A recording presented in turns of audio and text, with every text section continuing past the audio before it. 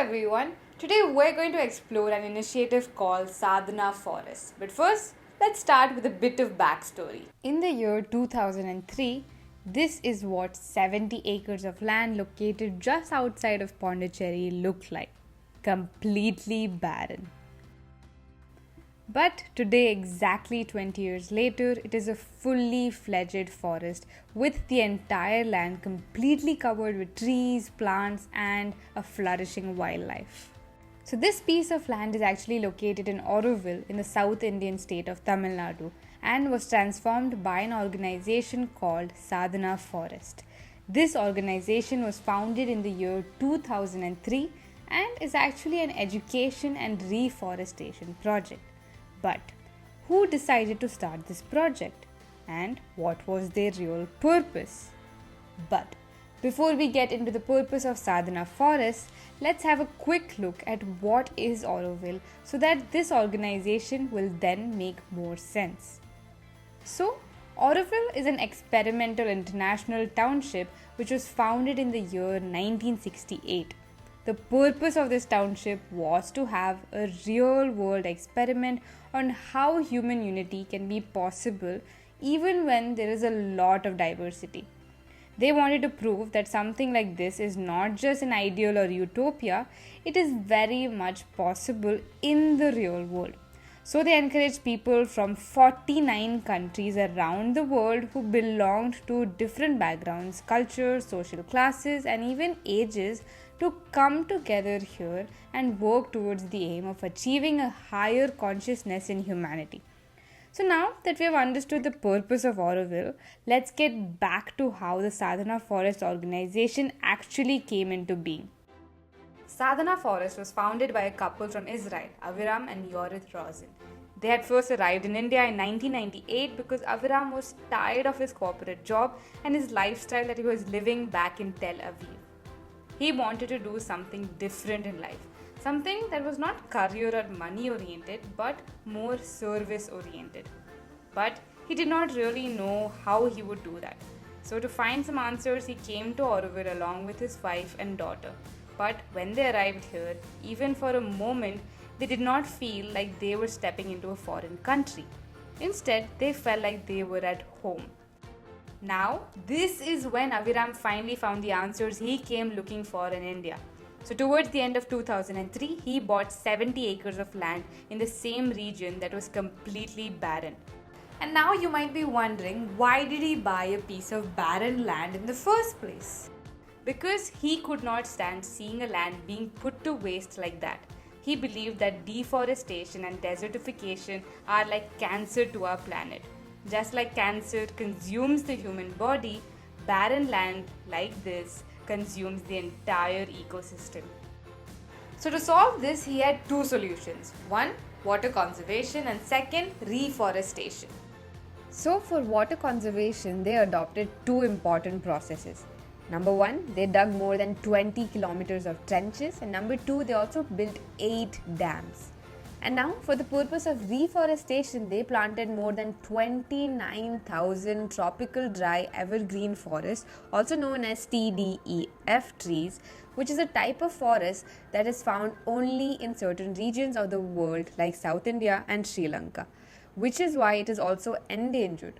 So reviving such a forest was an emergency, otherwise TDEF would have been completely extinct by now. But reforestation and water conservation was not their only purpose. The third and most important aspect of this initiative was the people in that area. To emphasize on the aspect of people, they began to look at Sadhana Forest as a learning community and how different people from all over the world, including us, could come together to engage, collaborate on different projects to transform our views towards nature and education. Are you wondering how you can participate in this movement? Well, then this portion of the video is for you. I don't want to do that.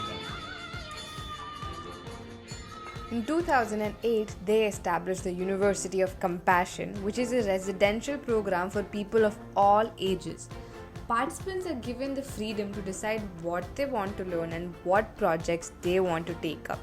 This also gives them a chance to learn from each other, as most of them come from super diverse countries and backgrounds. The course here is 4 weeks long. Here is how the course is divided. In the first week, participants work on getting to know each other and work on designing their own curriculum. This acts as the foundation of truly understanding what they would like to learn in depth, rather than just creating the same educational experience for everyone. In the second week, the possible content to explore is land, veganism, seva, unschooling, zero waste lifestyle, and the methods can be chosen by the participant itself, which would range from forest walks, building recycled products, water conservation, etc. The third week is completely about community and human connection. They do this through sharing their experiences, practicing non-violent communication, yoga, and sessions of reflection. This allows the participants to think about their actions and truly understand the impact that they have on our world. After these 3 weeks, in the last week, all the participants present their projects and all that they have learned in this 1 month of living here. They also discuss their future projects that they are going to take up once they leave Sadhana. The University of Compassion is a space or a place to engineer compassionate actions. Action meaning ideas or projects that you've had in your heart or your mind that you want to take into action. This is the program to make them come to life. A lot of times we look at compassion as something that must be cultivated. There is almost a feeling of coercion as to we must be compassionate. But there's another way of looking at things. You can also design your lifestyle in such a way that the only way to act is the compassionate way. There will be no set schedule, no curriculum. It's all something that we will design together. And so we can inspire each other and empower each other to take these projects into actual action. So back here at Sadhana Forest, right from the way we consume our meals to how we interact with each other, how we let children choose their own education, to anything and everything that we do here has deeply grounded roots in compassion. So it's not an act of coercion anymore, it's just the way of life here at Sadhana Forest. Another super interesting component of the Sadhana Forest is the Children's Land. Children's Land was started in the year 2009. The purpose here was to introduce the philosophy of child-led learning or unschooling amongst children living in Auroville as well as in the villages around the forest. If we try and force it to do things against its will, actually we don't feel it will really grow. It will feel forced to do things that it doesn't like out of shame or fear, but it will not really enjoy it very much, and it will not be a very deep learning. Rather, we think children learn best, or any human being for that matter, learns best when they are intrinsically motivated, when they're curious, when they want to learn. So our job, our role as an adult is just to be a facilitator. The child is like a seed, the seed already has all the knowledge in it, everything in it to become a huge tree. It just needs the right conditions. It just needs the right nourishment. That's all. Most of the children who lived in and around Sadhana Forest had very limited opportunities to work on their own projects or follow their passion because the schools that they went to had very limited facilities and resources. So to make up for the shortcomings of the schooling system there, this organization decided to give children access to a piece of land like a clean slate where all of them would have the freedom to learn anything or work towards any cause that they were passionate about. They are free to play, paint, draw, cook, build, climb trees, or even plant trees in this space. So by giving this level of freedom, children are able to gain experiences that in turn will broaden their overall education and learning. This children's land also gives them the opportunity to work with different age groups, communities, and backgrounds, which gives them the tool to learn how to collaborate and cooperate with anyone outside of their school premises. The idea of Children's Land is to give children space to either create their own activities or to join any activity that they would like. What sets this organization apart is that it is completely volunteer based. Until now, there have been 7,000 participants, students, and interns who have worked and lived in Sadhana Forest.